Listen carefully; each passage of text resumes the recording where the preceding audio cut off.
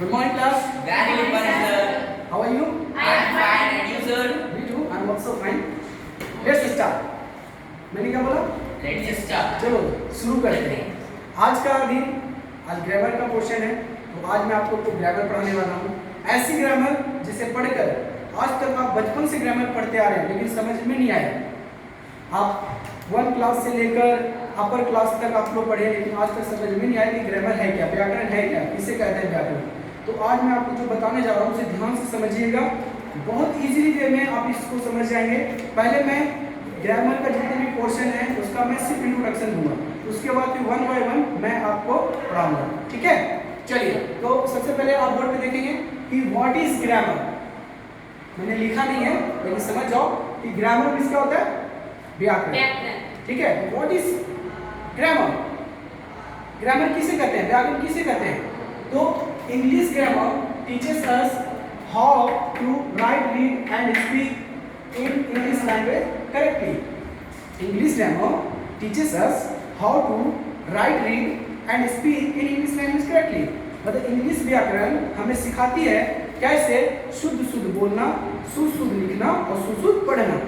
शुद्ध शुद्ध बोलने के लिए, शुद्ध शुद्ध लिखने के लिए, ठीक है, आपको ग्रामर की जरूरत पड़ेगी। विदाउट ग्रामर, बिना व्याकरण के आप शुद्ध बोल नहीं सकते हैं, शुद्ध लिख नहीं सकते हैं, शुद्ध पढ़ भी नहीं सकते हैं। तो ये कौन नॉलेज देता है? ग्रामर। ग्रामर। ग्रामर नहीं बोलते, ग्रामर। ठीक है, इसका प्रोनाउंसिएशन भी समझिए। बहुत लोग कहते हैं grammar. No, it's not a grammar, it's a grammar. Grammar क्या बोलेंगे? ग्रामर। बिल्कुल। तो इसको एज ए स्पोकन और एज ए ग्रामर नॉलेज लेंगे हम लोग। ठीक है, चलिए। तो ये तो आपको समझ में आया कि English grammar teaches us how to write, read and speak in English language correctly. English व्याकरण हमें सिखाती है कैसे शुद्ध शुद्ध बोलना, शुद्ध शुद्ध लिखना और शुद्ध शुद्ध पढ़ना। चलिए अब उसके बाद चलते हैं parts of speech. Parts of speech क्या है, सबसे पहले ये जानना जरूरी है। बहुत सारे जानते हैं कि हाँ there are 8 kinds of parts of speech, but parts of speech कहते किसको है? तो इसमें आप देखेंगे कि the term parts of speech refer to word that perform different function in a sentence to give the sentence a proper meaning। और यहाँ पे लास्ट में proper meaning and structure। मतलब जो parts of speech है वो रेफर करता है ऐसे वर्ड्स को जो परफॉर्म करता है कि किसी भी फंक्शन में, किसी भी उसके भागीदार में उसके सेंटेंस जो हो उसका एक प्रॉपर मीनिंग निकलना चाहिए या स्ट्रक्चर उसका हो, वही पार्ट्स ऑफ स्पीच कहलाता है। ऐसा नहीं कि कुछ बोल दिया और समझ में नहीं आया। जैसे सब्जेक्ट का प्रेडिकेट होता है ना, सब्जेक्ट या सेंटेंस कह सकते हैं। सेंटेंस भी क्या होता है कि जब किसी भी सेंटेंस को सबसे पहले लास्ट में फुल स्टॉप, क्वेश्चन मार्क होना चाहिए और उस सेंटेंस का कोई रियल मतलब निकलना चाहिए। इसी तरह से पार्ट्स ऑफ स्पीच भी है कि इसको आपको जानना है तो आपको क्या जानना पड़ेगा? Proper meaning. प्रॉपर मीनिंग आप देख सकते हैं यहाँ पे, प्रॉपर मीनिंग एंड स्ट्रक्चर।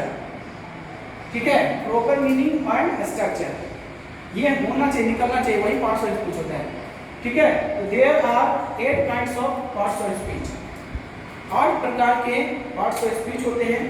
पहला नाउन, दूसरा प्रोनाउन, तीसरा एडजेक्टिव, चौथा वर्ब, पांचवा एडवर्ब, छठा प्रीपोजिशन, सातवां कंजंक्शन, आठवां इंटरजेक्शन। तो चलिए इस चीज को भी हम थोड़ा थोड़ा खाली अभी मैं इंट्रोड्यूस करवाता हूँ कि है क्या, नाउन किसे कहते हैं। A noun is the naming word. A noun is the naming word. मतलब किसी भी नेम को नाम कहते हैं। मतलब सामान्य आंखों से दिखने वाली संसार की जितनी भी वस्तुएं हैं सब नाउन है। मैं दिख रहा हूँ, Yes, sir. I am noun. ये मार्कर दिख रहा है, Yes, sir. This is noun. Cap दिख रहा है, Yes, sir. पेन दिख रहा है, Yes, sir. हेडफोन दिख रहा है, Yes. This is noun. मतलब जो चीज भी आपको दिख रहा है वो सारे नाउन है। ठीक है, जिस किसी का नाम दे दिया गया, मेंशन कर दिया गया। ऐसे मैं आपको जब नाउन पढ़ाऊंगा तो मैं उसका पूरा डिफिनेशन बताऊंगा कि noun is the name of person, place, things, quality, idea, expression that comes into once mind is called noun. ठीक है, वो मैं पढ़ाऊंगा, लेकिन अभी मैं सिर्फ नॉर्मली दिया हूँ कि अगर आप ये भी बोल देते हैं कि noun is the naming word तो आंसर सही होगा। जैसे dog, student, teacher, Apple, etc। यहाँ पे कॉमन दे दीजिए। ठीक है, तो नाउन समझ में आया आप लोगों को? Yes, sir.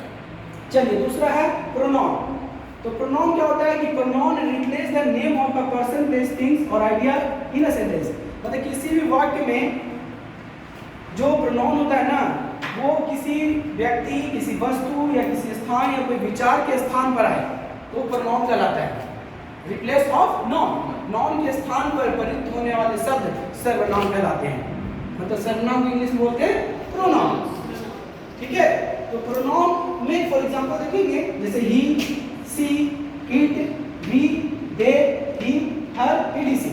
ये सारी चीज जो है ये प्रोनाउन है जो नाउन के स्थान पर आते हैं। जैसे राम, राम तो क्या हो गया, नाउन हो गया, और राम के लिए यूज किया ही क्या हो गया, प्रोनाउन हो गया। समझ में आया?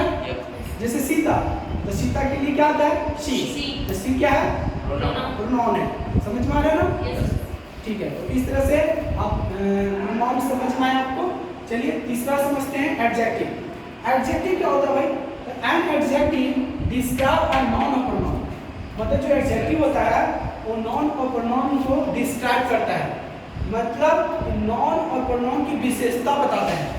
नाउन और प्रोनाउन की विशेषता बताने वाले जो भी वर्ड्स होते हैं वो सारे एडजेक्टिव कहलाते हैं। ठीक है, क्या कहते हैं, एडजेक्टिव, मतलब विशेषण कहलाते हैं। ठीक है, मतलब विशेषण का मतलब है विशेषता, मतलब जिस नाउन या प्रोनाउन की विशेषता बताए विशेषण कहलाते हैं। तो इसका एग्जांपल समझेंगे हम। रेड, जैसे ये टी शर्ट देख रहे हो, शर्ट है, तो शर्ट तो नाउन हो गया, लेकिन शर्ट कैसी है, तो स्काई ब्लू है। तो जो स्काई ब्लू है ना ये एडजेक्टिव है। क्यों? क्योंकि शर्ट की विशेषता बता रहा है कि शर्ट कैसा है, स्काई ब्लू है। तो इसी तरह से रेड, टॉल, जैसे आई एम टॉल, मैं कैसा हूँ, लंबा हूँ। तो ये लंबा है ना, ये विशेषता है। ठीक है, फैट मींस मोटा, है ना। Rahul is a fat boy, तो राहुल कैसा लड़का है, मोटा लड़का है। लड़का तो नाउन हो गया, लेकिन मोटा क्या हो गया, विशेषता, नाउन की विशेषता बता रहा है। ठीक है, और ही इज फैट, वह मोटा है, ही तो नाउन की विशेषता बता रहा है। तो जो नाउन और प्रोनाउन की जो विशेषता बताए वो उसे क्या कहते हैं, एडजेक्टिव कहते हैं। तो red, tall, fat, long, short, blue, etc ये सारे क्या हैं, एडजेक्टिव। समझ में आया आप लोगों को? बहुत बढ़िया। चलिए उसके बाद हम एडजेक्टिव और वर्ब चलते हैं। वर्ब मतलब क्रिया होता है। ठीक है, अब वर्ब इज अ वर्ड और group of words that describe an action and expression. मतलब कि जो वर्ब होता है, वर्ब एक ऐसा शब्द है जो किसी ग्रुप को या किसी वर्ड की को डिस्क्राइब करे, मतलब उसे बताए उसके एक्शन को। जैसे दौड़ना, उछलना, उदराऊ, ये सारे वर्ब हैं। ठीक है, मतलब हिंदी वाक्य अंत में लास्ट में जो ना वर्ड आ जाए ना, तो समझना वर्ब कहलाता है। हाँ, तो सिंपल है, वर्ब कहलाता है। तो उछलना, कूदना, भागना, दौड़ना, पढ़ाना, पढ़ना, ना लास्ट में रहना, ये सारे क्या है, वर्ब है। बहुत इजी है समझने के लिए। तो इसको भी हम डिटेल से पढ़ेंगे नेक्स्ट क्लास में। इसका एग्जांपल हम समझ लेते हैं।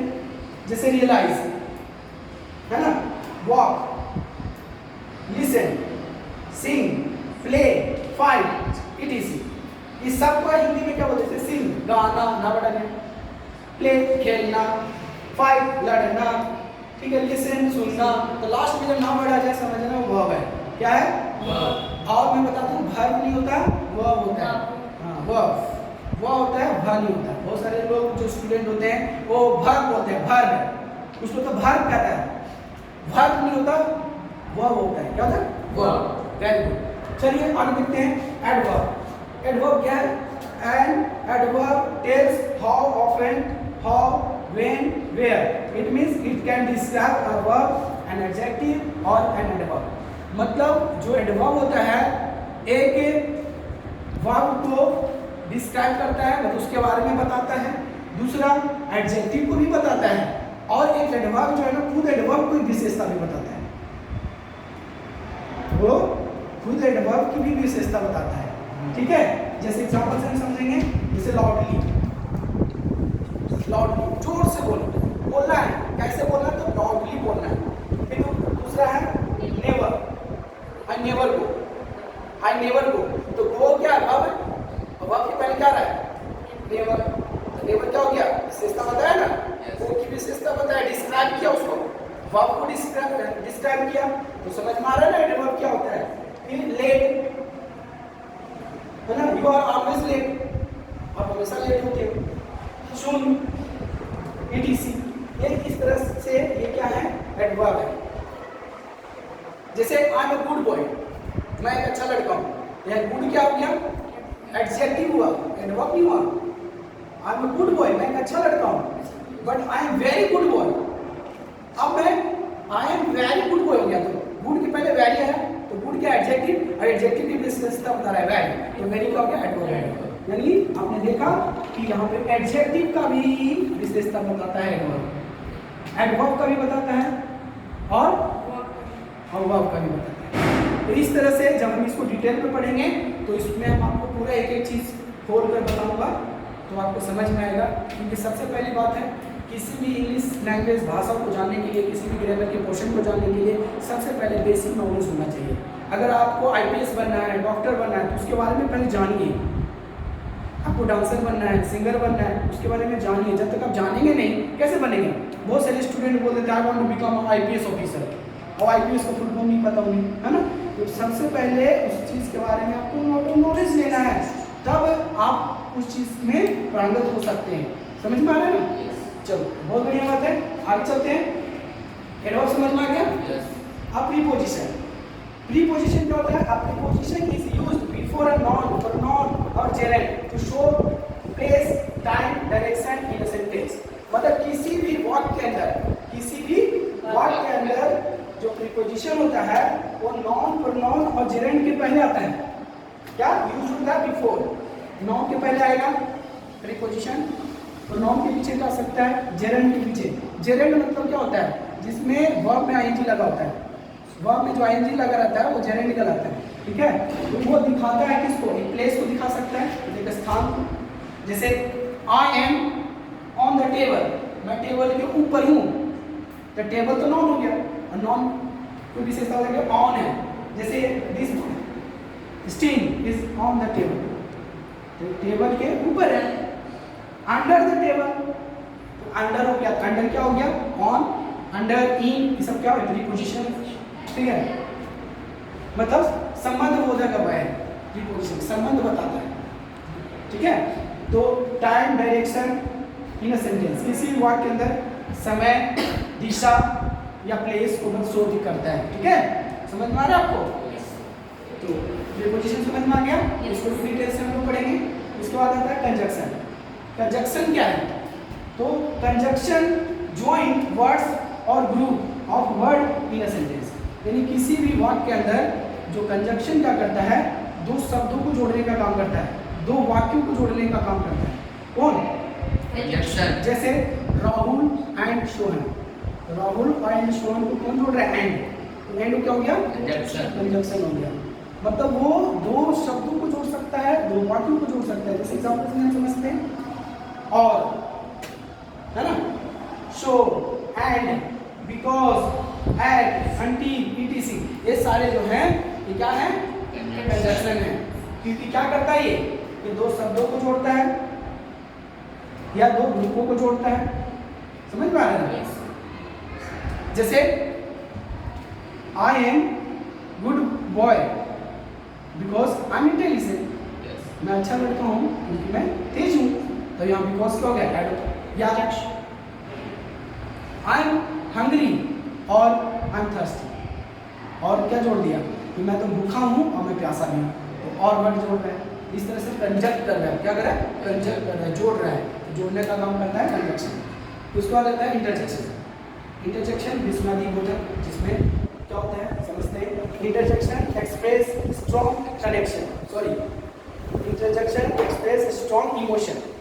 मतलब जो इंटरजेक्शन का काम क्या है कि किसी भी एक्टिविटी, कोई भी घटना घटती है ना, तो उसका स्ट्रॉन्ग इमोशंस को, और in often followed by and exclamation point. मतलब interjection express strong emotion and is often followed by and exclamation point. Exclamation point क्या होता है? जैसे कोई सा भी एक्सक्लेमेशन पॉइंट, जैसे ये यस कम, ये एक्सक्लेमेशन पॉइंट होता है, ठीक है।